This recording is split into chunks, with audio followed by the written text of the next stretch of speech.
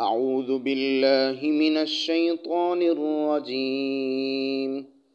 بسم الله الرحمن الرحيم. والذين يتوفون منكم ويذرون أزواجا وصية لأزواجهم متاعا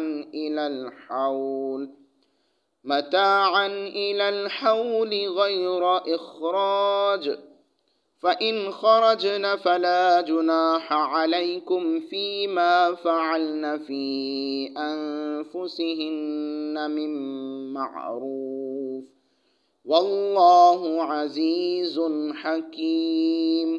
وللمطلقات متاع بالمعروف حقا على المتقين، كذلك يبين الله لكم آياته لعلكم تعقلون.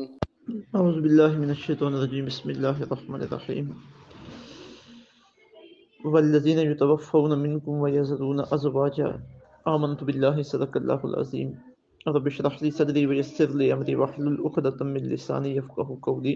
آج کا ہمارا درس قرآن سورہ بقرہ شریف کی آیت نمبر 241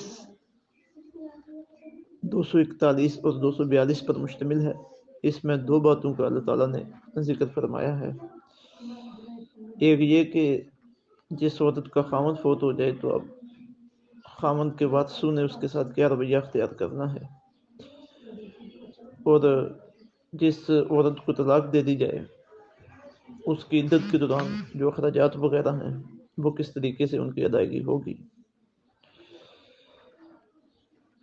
تو یہاں ابتداً یہ بات پیش نظر رکھنی ہے کہ جو بیوہ عورت کی عدت وغیرہ کے متعلق یہاں پہ جو ذکر ہے یہ ابتدائی اسلام میں تھا. بعد میں جب اسی سورہ بقرہ کی آیت تجربہ جو اس سے پہلے گزر چکی کہ یتربصن بانفسہن اربعۃ اشہر وعشرہ،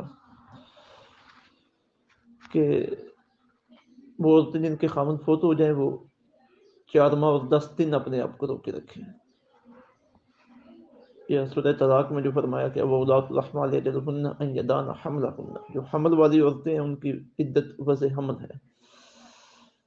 تو جب یہ عدت کا قانون آیا تو جو پہلا قانون تھا کہ عدت 1 سال تک تھی بیوہ عورت کی، جو کہ اس آیت میں آ رہا ہے آج کے سبق میں، یہ منسوخ ہو گیا، یہ حکم کینسل ہو گیا. تو فرمایا والذین، اور وہ لوگ جو یتوفون فوت ہو جاتے ہیں، منکم تم میں سے، ویذرون، اور چھوڑ جاتے ہیں، ازواجن بیویاں، وصیتاً، انہیں چاہیے کہ وہ وصیت کر جایا کریں، لازواجہم، اپنی بیویوں کے لیے، متاعن، خرچے کی، الی الحول، 1 سال تک، غیر اخراج، اور یہ بھی وصیت کیا کریں کہ انہیں گھر سے نہ نکالا جائے. فإن خرجنا، پھر اگر وہ خود چلی جائیں، فلا جناح علیکم، تو کوئی گناہ نہیں ہے تم پر، فیما فعلنا، جو کچھ وہ کریں، فی انفسہن، اپنے معاملے میں، من معروف، مناسب طریقے سے، واللہ عزیز، اور اللہ تعالیٰ بہت زبردست ہے، حکیم، دانا ہے. وَلِلْمُطَلَّقَاتِ، اور اسی طرح جن کو طلاق دی گئی، متاعن، ان کو خرچ دینا ہے، بالمعروف، مناسب طریقے پر، حقاً، یہ واجب ہے، فرض ہے، علی المتقین، پرہیزگاروں پر. کذالک، اسی طرح، یبین اللہ، کھول کر بیان فرماتا ہے اللہ تعالیٰ، لکم، تمہارے لیے، آیاتی ہی، اپنی آیتیں، یعنی اپنے احکامات، لعلکم تعقلون، تاکہ تم سمجھ جاؤ. اب یہ جو آیت نمبر 340 ہے، اس میں یہ فرمایا گیا کہ جو لوگ فوت ہو جائیں اور پیچھے ان کی بیویاں ہوں تو وہ وصیت کر کے جایا کریں اپنے وارثوں کو کہ ان بیویوں کو 1 سال تک خرچہ دیا جائے اور انہیں گھروں کے اندر ہی رکھا جائے. یہ ابتدائی اسلام کا حکم ہے. اس آیت سے پتہ چل رہا ہے کہ جو بیوہ ہے اس کی عدت 1 سال ہے، لیکن جس طرح میں پہلے واضح کر دیا کہ اب یہ آیت کینسل ہے، اس کی جگہ وہ آیت آ گئی ہے جس میں فرمایا گیا کہ بیوہ عورتوں کی عدت 4 ماہ 10 دن ہے، یا وہ آیت کہ اگر بیوہ عورتیں حاملہ ہوں تو ان کی عدت وضع حمل ہے. تو یہ ابتدائی اسلام کا حکم تھا. اب وصیت کا اس لیے کہا گیا کہ اس وقت وراثت کے احکامات ابھی نازل نہیں ہوئے تھے. جب وراثت کے احکامات نازل ہو گئے تو اب پراپر عورتوں کا، بیوی کا اپنے خامند کے مال میں حصہ آ گیا.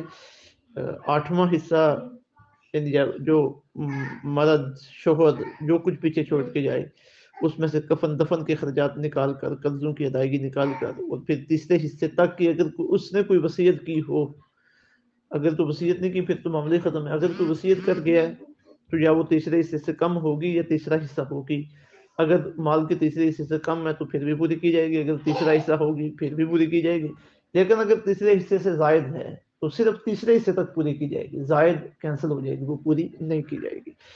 تو جب یہ معاملہ ہو جائے گا کفن دفن، قرضوں کی ادائیگی، وصیت پہ عمل درآمد، پھر اس کے بعد جو ترکہ بچے گا اس کا 8واں حصہ خاتون کو ملے گا، اس کی بیوی کو ملے گا۔ ہاں اگر خاوند جو فوت ہو گیا ہے وہ صاحب اولاد نہ ہو تو پھر بیوی کا چوتھا حصہ، پھر اس کے مال کا چوتھا حصہ اس کی بیوی کو ملے گا۔ اگر ایک خاوند کی زیادہ بیویاں ہیں تو پھر جو 8واں حصہ ہے وہ ان تمام بیویوں میں برابر تقسیم ہوگا۔ تو اب یہ وراثت کے حکامات آگے، اب وصیت کا معاملہ ہی ختم ہو گیا ہے، کیونکہ جو وراثت وارث ہے اس کے حق میں اسلام نے وصیت کا تصور ختم کر دیا۔ تو اس اعتبار سے بھی آیت کینسل ہو گئی ہے۔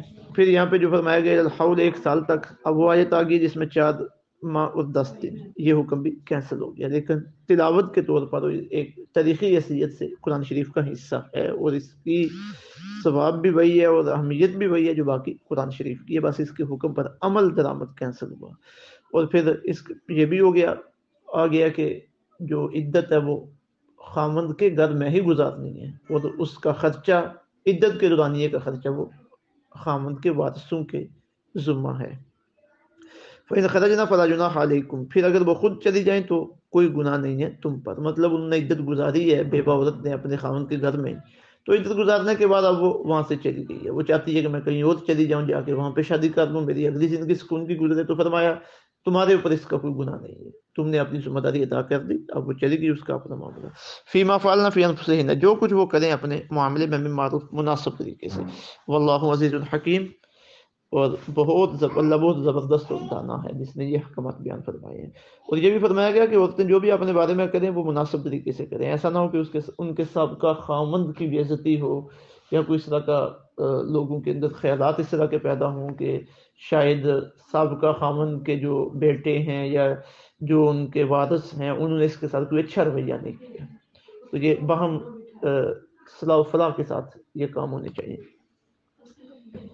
پھر فرمایا گیا وَلِلْمُطَلَّقَاتِ مَتَاعٌ بِالْمَعْرُوفِ، اسی طرح جن کو طلاق دی گئی ہے ان کو بھی خرچ دینا چاہیے مناسب طریقے سے۔ اب جو طلاق یافتہ عورت ہے عدت گزار رہی ہے، اس نے خاوند کے گھر عدت گزارنی ہے، کیونکہ عدت کے جو مقاصد ہیں ان میں ایک مقصد رحم کی حفاظت ہے، یعنی جو پیٹ کے اندر ہے اسے ظاہر ہو جائے، یعنی اتنا عرصہ خاتون بیٹھی رہے کہ اگر پہلے خاوند سے کوئی ہے تو سامنے آ جائے، تو چونکہ یہ پہلے خامند کے لیے ہی بیٹھی ہوئی ہے تو اس کا خرچہ بھی پہلے خامند کے اوپر ہی ہے، تو فرمایا یہ مناسب طریقے سے ادا کرنا ہوگا۔ حقاً علی المتقین، یہ لازم ہے پرہیزگاروں پر۔ پھر آگے اللہ رب العزت نے یہ ان احکامات کو کلوز کیا ہے اور ان کی حکمت بیان فرما دی ہے۔ کذالک یبین اللہ لکم آیاتہ، اسی طرح کھول کر بیان فرماتا ہے اللہ تعالیٰ تمہارے لیے اپنے احکامات کو، لعلکم تتقون، تاکہ تم سمجھ جاؤ، لعلکم تعقلون، تاکہ تم سمجھ جاؤ۔